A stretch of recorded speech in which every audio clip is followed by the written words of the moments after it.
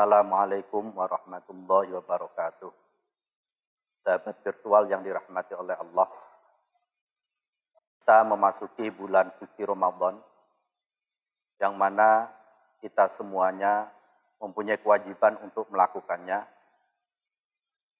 Bagaimana firman Allah, Ya ayyuhalladzina amanu kutiba alaikumus syiyamu kama kutiba alal ladzina min qablikum la'allakum tattaqun. Sehingga kita dalam melakukan puasa nanti mudah-mudahan mendapatkan predikat orang yang bertakwa sesuai dengan firman Allah itu. Dalam menjalankan puasa untuk mendapatkan predikat yang bertakwa, mestinya kita perlu tahu tentang hal-hal yang terkait dengan puasa itu sendiri. Dalam kesempatan kali ini, saya akan menyampaikan syarat wajibnya puasa. Adapun syarat wajibnya puasa itu ada 4 hal. Yang pertama adalah Islam.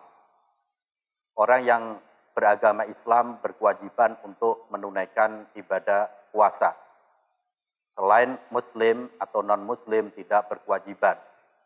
Yang kedua adalah al-bulu, yaitu dewasa.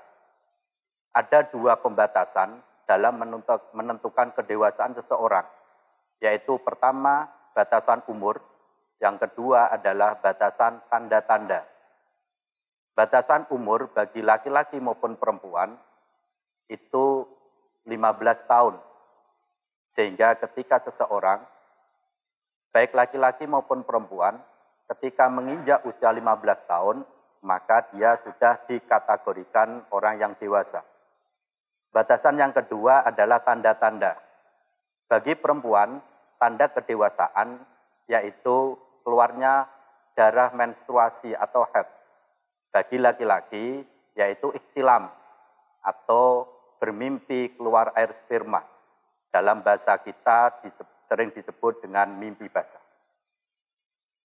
Syarat yang ketiga yaitu al-aqlu, yaitu berakal. Orang yang tidak berakal tidak berkewajiban menunaikan ibadah puasa.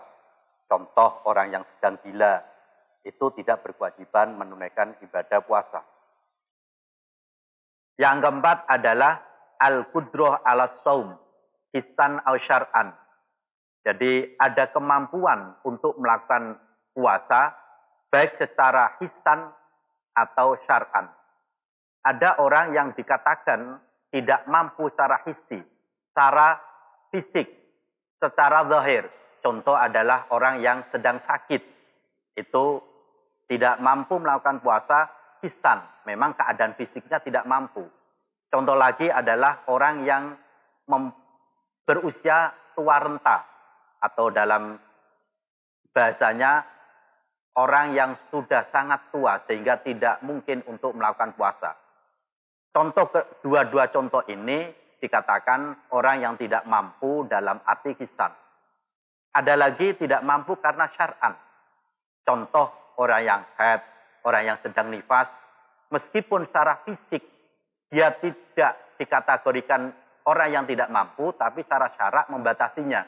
Sehingga dia termasuk dikategorikan orang yang tidak mampu berpuasa. Sahabat virtual yang dirahmati oleh Allah, selanjutnya yaitu apa saja sih yang harus dilakukan ketika kita melakukan puasa? Yaitu ada 4 hal. Yang pertama adalah niat. Niat harus ada pada tiap-tiap malam, setiap hari bulan Ramadan.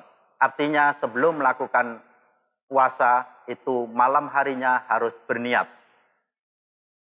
Niat itu tempatnya di hati. Namun apabila dilafadzkan itu contoh. Nawaitu shauma ghadin an adai fardhi syahri ramadhani hadhis sanati lillahi ta'ala. Yang kedua yaitu al-imsak anil syurbi wal ukli. Menahan makan dan minum. Meskipun yang kita makan, yang kita minum, itu hanya sedikit. Itu bisa menjadikan puasa kita batal. Yang selanjutnya, yang ketiga adalah al-imsaku anil jima. Yaitu menahan diri dari melakukan bersetubuh atau jima. Sehingga apabila ada seorang yang masih menjalankan puasa di siang hari melakukan jima, puasanya batal. Di samping batal tentunya ada denda-denda tersendiri khusus pelanggaran jima di siang hari.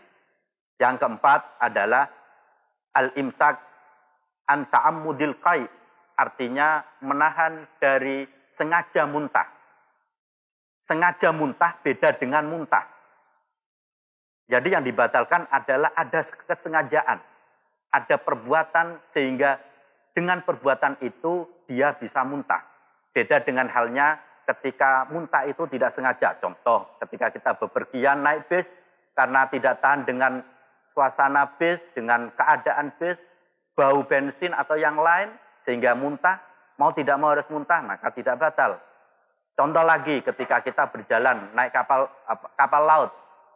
Di laut kita tidak tahan gelombang, akhirnya kepala pusing dan muntah, terpaksa muntah, maka itu tidak membatalkan puasa. Demikian, mudah-mudahan ada manfaatnya dan kita lanjutkan dalam pertemuan yang akan datang.